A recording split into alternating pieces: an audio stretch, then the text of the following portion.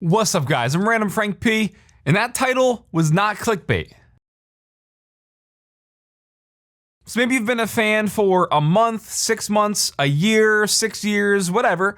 You're probably curious what that title's all about. And there's a lot of stuff I want to talk about today, a lot of things I want to go over. This is completely unscripted. It's going to be a lot of me just like getting it all out there, talking, venting. But I do want some feedback from you guys. I'm going to ask you some questions. So please, if you've been a fan for a while, if you're a new fan, just hear me out on what I have to say. And I do want your feedback on some things that I'll ask you. So yeah, this might be a longer video. I'm sure I'll lose the whole YouTuber presentation voice as I kind of go along, and I'll evolve into more my normal Frank self as we talk.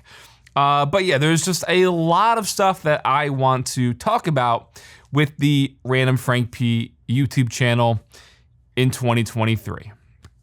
All right, so like I said, unscripted. I don't even really know where to begin.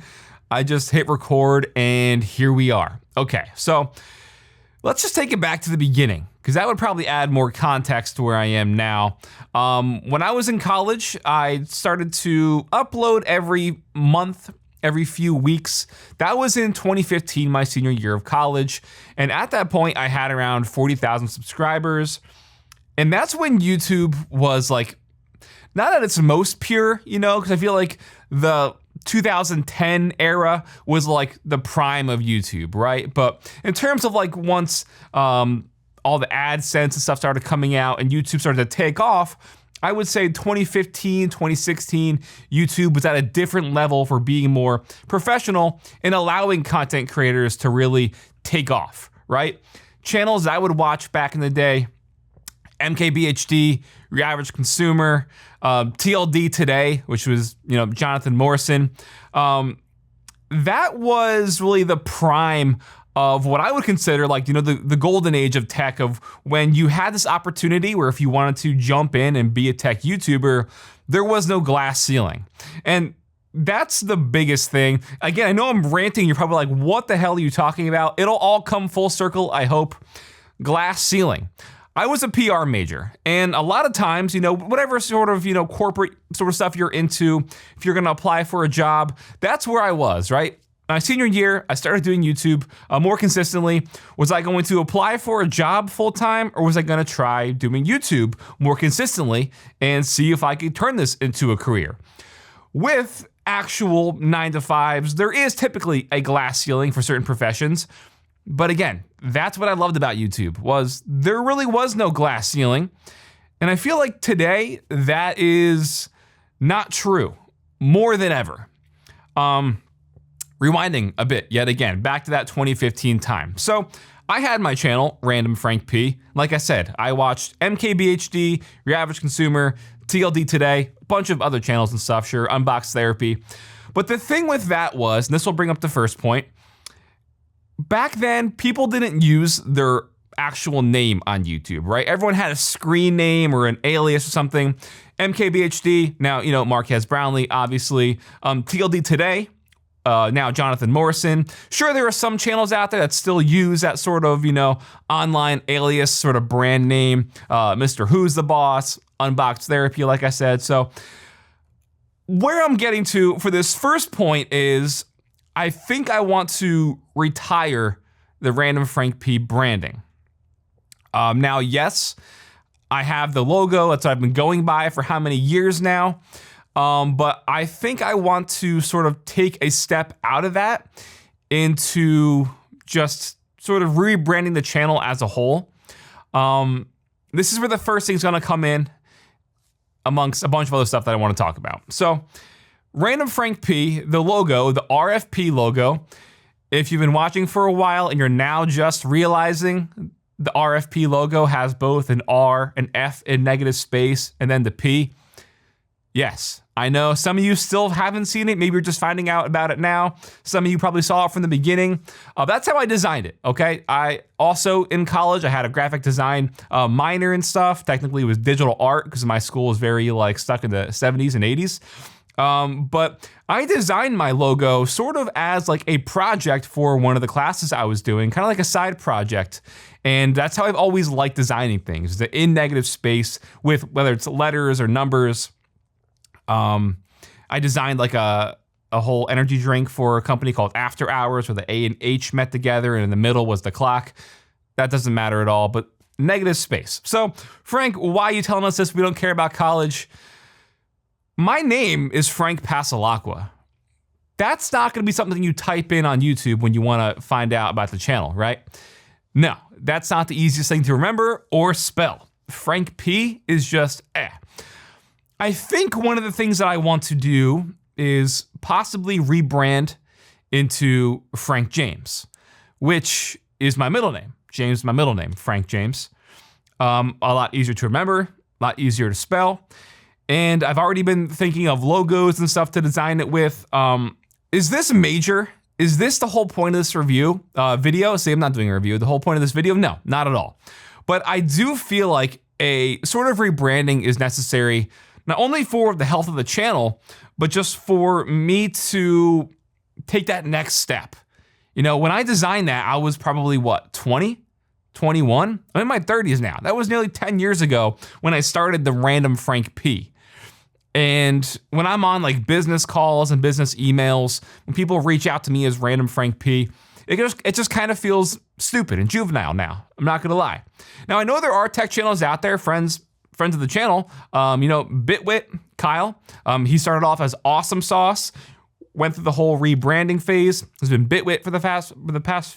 Man, well, when was that? Probably like 5 years ago at this point, maybe even longer. That's gonna be a whole process. And I realize that it's going to take away from, you know, all the search terms and all that stuff, but I don't really care about that. So this is one of the first things I want to bring up to you guys.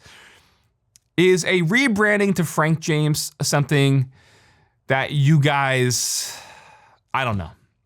I'm not really asking a question there. I just kind of wanted to put that out there as the first thing. If I do go through with it, it'll be a slow sort of rollout over time. I do want to talk to some people who have done that, Kyle included. He's someone I want to reach out to, because I know it's not going to be an easy thing by any means, because everyone's going to be searching for my stuff is going to be looking for Randomfrankp stuff. But again, that's not the point of this video. It kind of is by the title, but there's more I want to get into. So let's go back to that glass ceiling thing, okay? I always felt like there wasn't a glass ceiling when I first started with YouTube. Again, 2015, 2016, when I first really treated YouTube as my full-time job. And the channel took off. Within the first year of me doing it full-time, I don't remember the numbers, but I want to say I was at around 75,000 in that first year. That now I feel like, again, this is so jumbled and it's not going to make sense when I talk about it, but I feel like now it's easier to jump into YouTube and get a base, but for those who have been in it, it's bottlenecked. It's capped at that glass ceiling because YouTube's algorithm is always changing and always, you know, fucking with people. We're all adults here. Maybe you're not. It doesn't matter. You've heard worse at home, right? So the algorithm is something that every now and then will completely mess everything up. And this isn't new. It's not affecting just me.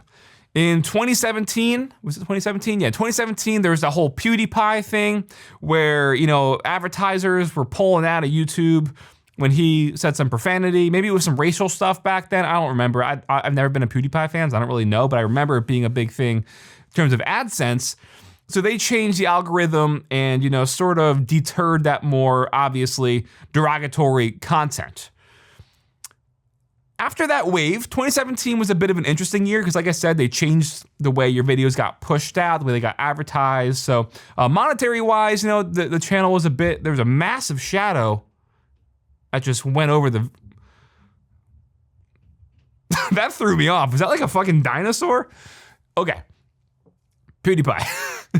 2017 was a bit of an interesting year because the algorithm kicked in and it sort of affected the flow of the channel.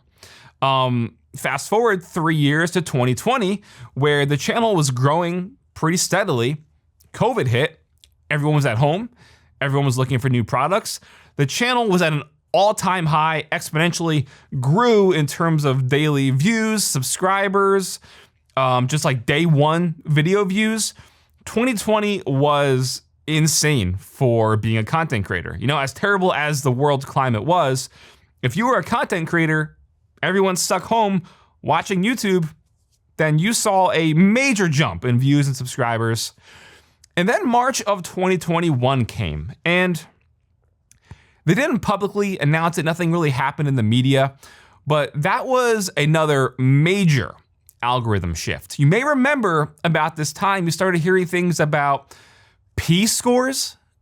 So somewhere along the way, someone leaked some things about YouTube or saw into their backend files, and they saw this thing called P-scores, which pretty much directly affected and was a correlation to a channel's rankings and ratings within YouTube's very own system.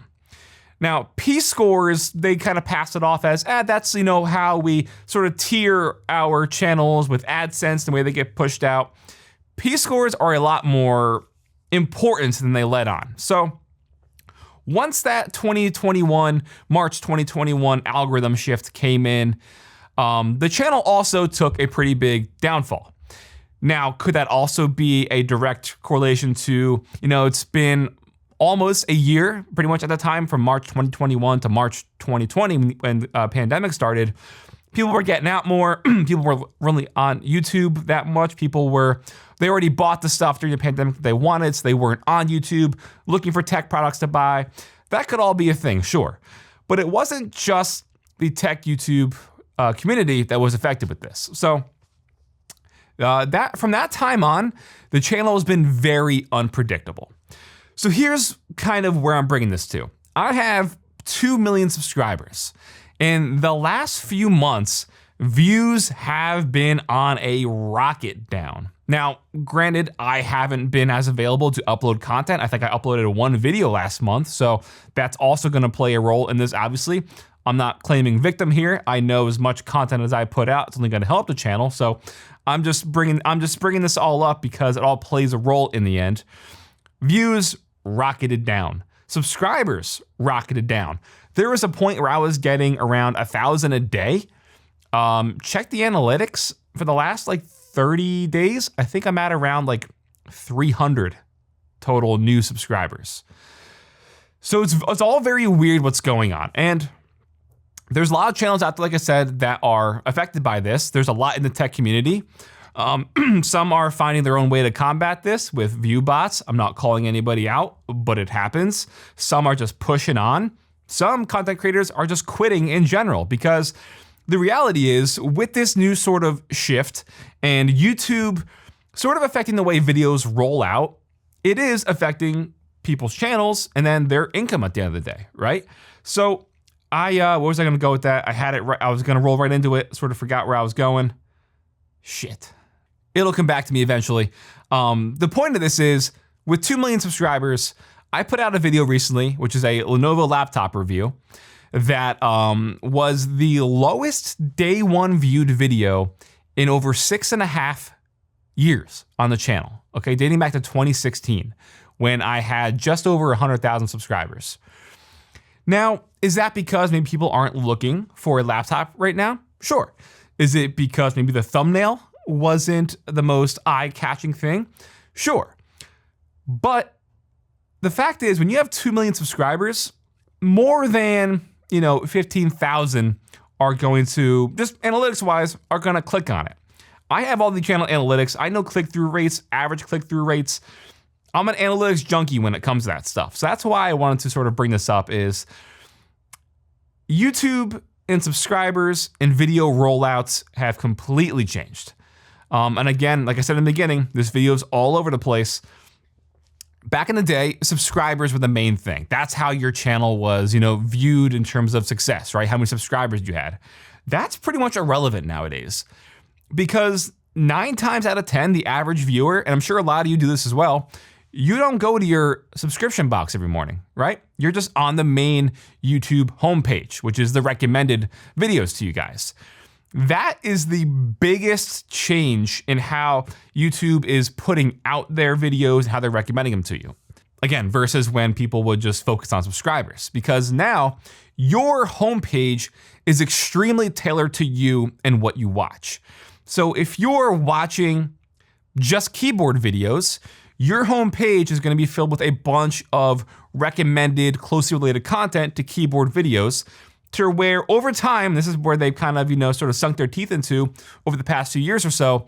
They are sort of training you to the fact where what you need and what you want to watch from whether channels you're subscribed to or not subscribed to is right there. Second you load up YouTube on that home recommended page. So most people have no need to go to their subscriber page because all that content they want to see is just automatically delivered on the homepage.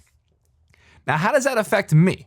Well, obviously, a channel like mine, which does generalized, cool tech under 50, which still performs pretty well, mouse reviews, keyboard reviews, gaming content, that's all under different umbrellas, right? Cool tech, that's electronics, peripherals, PC content. While it's still what I would consider technology, obviously, it's different algorithm umbrellas and categories, right? So for a channel that just does keyboard views or keyboard videos and reviews, right? That's all they do. They have 100 videos of just keyboard videos. They are going to get pushed out to anybody in the recommended section on YouTube who watched a recent video on keyboards.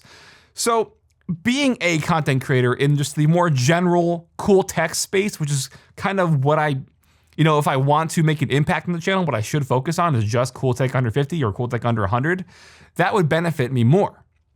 But having a more round, I keep saying umbrella, but having this sort of genre of tech in general, but still falls under different subcategories, definitely does affect me. Now, some channels find a way to combat this. Something in the algorithm favors them more, sure. But I've found that significantly this is affecting channels like mine and myself out there who don't just focus on one thing, and that sucks. Like I said, cool tech under 50, I've been doing that for a while. Those would get like day one would be like 200,000 to 300,000 views, not subscribers, views day one sometimes. Now I'm lucky to get out of like 100,000 sometimes. So it's just all over the place the last year, 2 years since they ever changed the algorithm.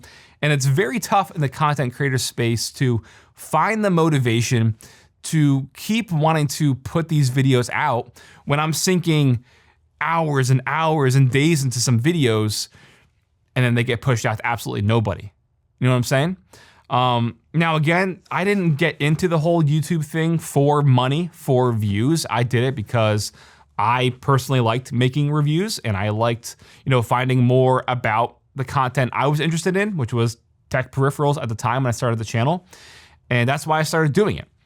But naturally, since 2015, the last 8 years, it became a full-time job. It became a career. I have a family to feed.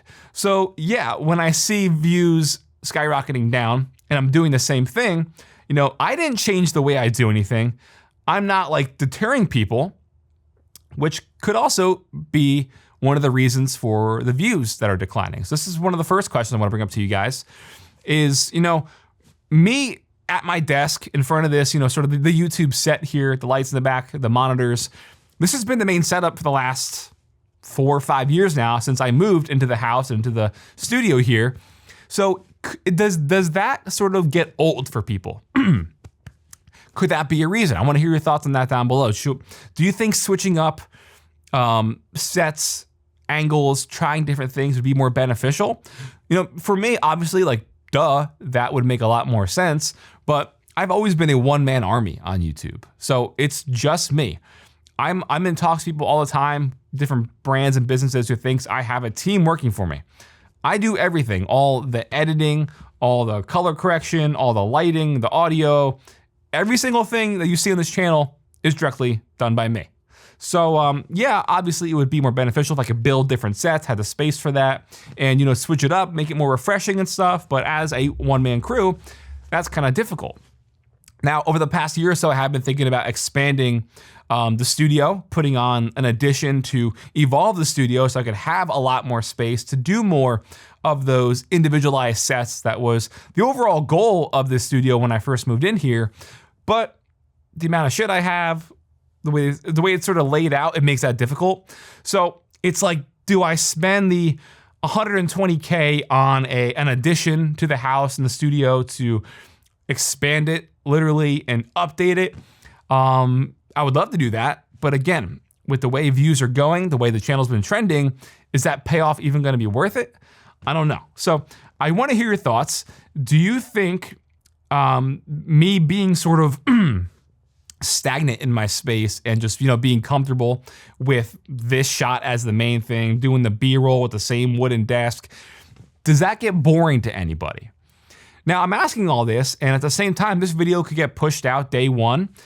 People see the title and they think, oh, he's done with YouTube, and it takes off, does really well. Or is this gonna be like my recent videos and get just super bottlenecked 10 out of 10 and ride that under 40,000 view wave? I don't know. What else did I wanna bring up? Man, what are we, about 20 minutes in? I'm starting to lose my train of thought now that I stopped to think for a second.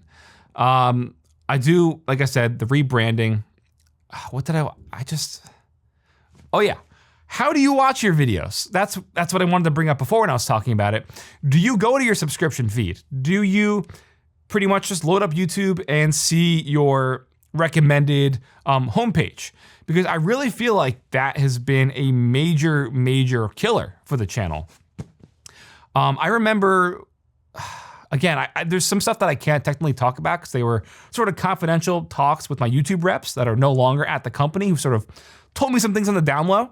But there were, very respectable high-end channels that my channel was sort of lumped in with in terms of recommended viewers. So this channel put out this video, very closely related to the content I push out. So though that bigger audience of that channel would get lumped in with mine, and we would sort of ride that recommended wave together, and my channel was benefiting greatly because of that.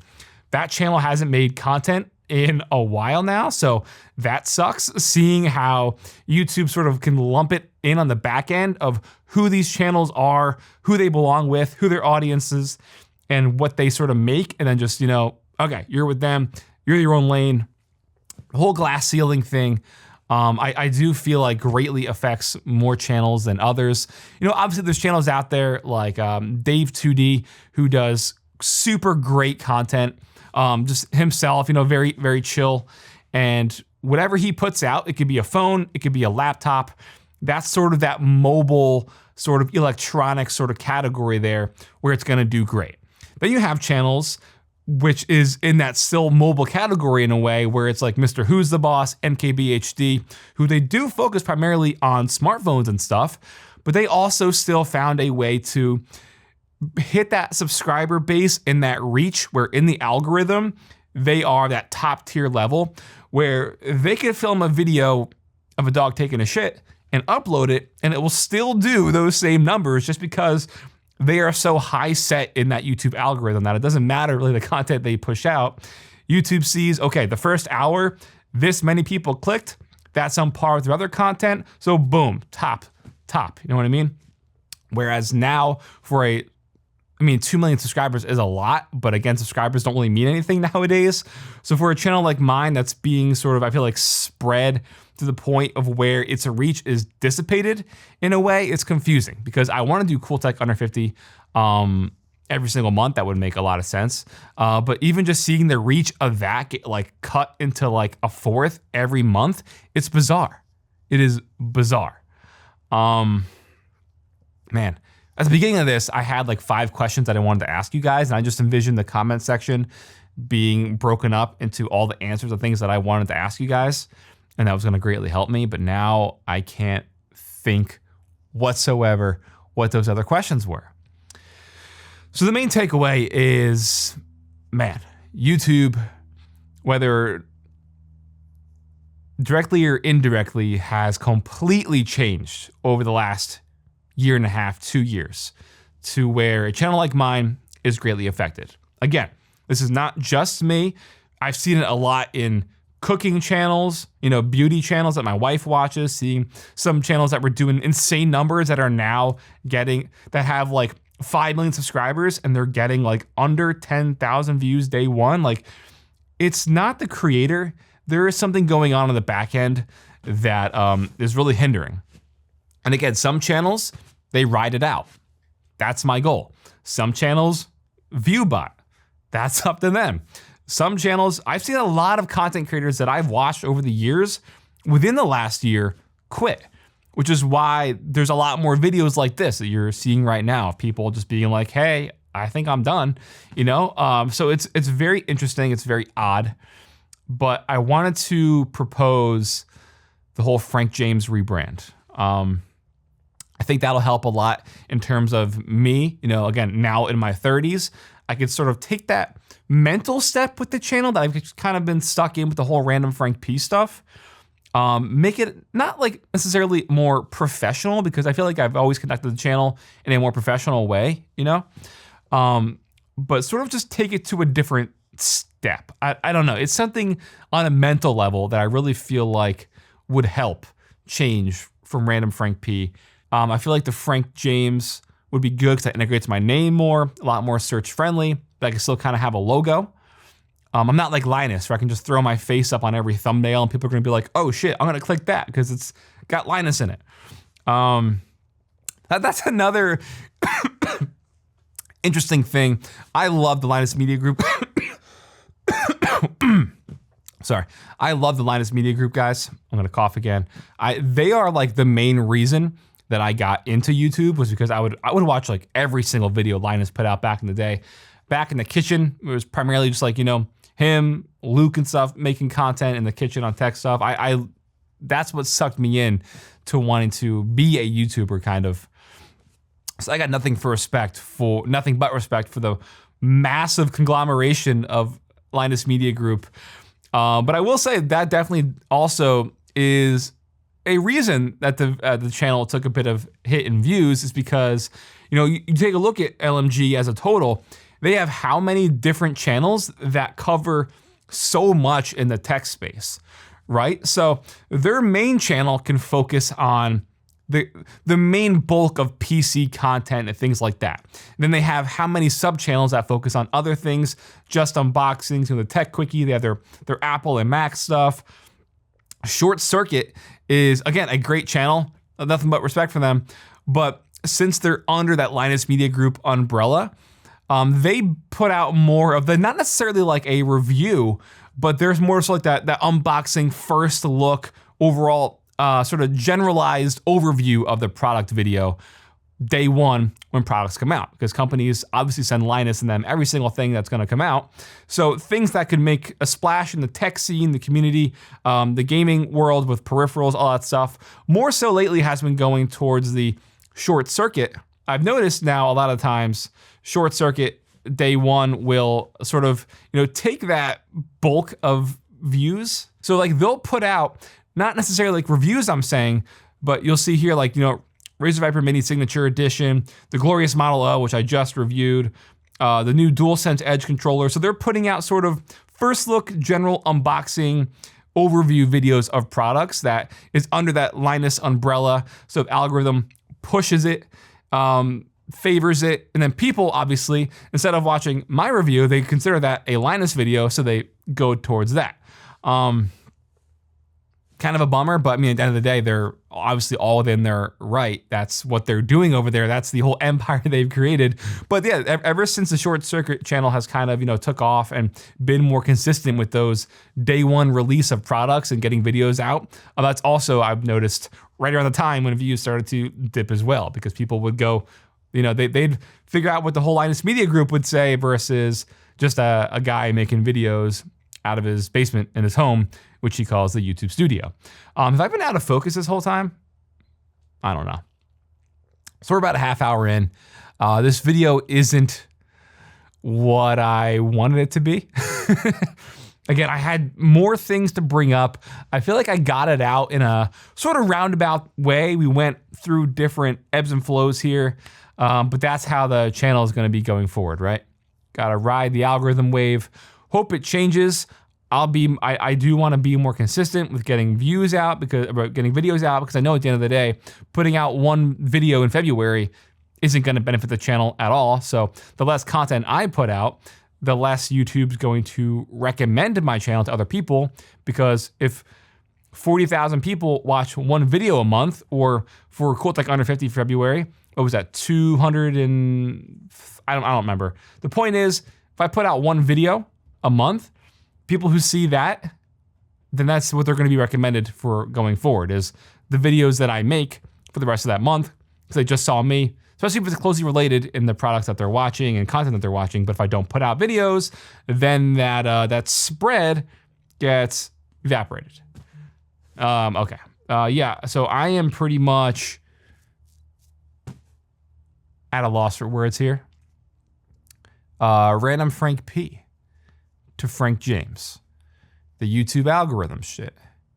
There's, I don't know. I'm trying to think back. Did this video accomplish what I wanted it to? Yes, because it's me just getting my thoughts out there, trying to gauge where the viewers' interest is to you guys. Am I doing something wrong? Have I been too static with the same shots, the same backdrop, the same everything for the last 5 years? Is that part of the issue, why people don't want to click? I don't know. Frank James. I think that's the way the channel's going to go moving forward within the next 6 months or so. Yeah. All right. Yeah, we're a half hour in. I don't know.